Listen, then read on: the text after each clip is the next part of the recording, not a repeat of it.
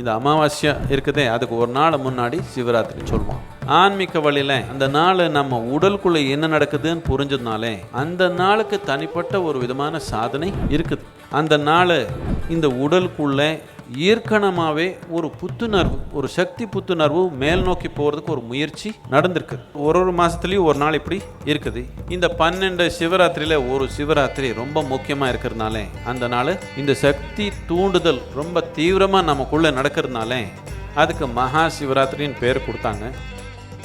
சிவான்னு என்னன்னா சிவன்னா எது இல்லாததோ அது சிவன், எது இருக்கிறதோ அது படைத்தல், எது இல்லாததோ அது சிவன்.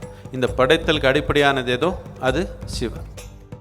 இந்த நாள் நம்ம சக்தியில் ஒரு தூண்டுதல் இருக்கிறதுனாலே நம்ம அந்த நாள் நம்ம முதுக்கு தண்டு நம்ம உடலுக்குள்ளே ஒரு சக்தி தூண்டுதல் தானாகவே நடந்திருக்குது. நைட் எல்லாமே முதுகு தண்டு இப்படியே வச்சுக்கணும்னு உங்களால் முடியுமா?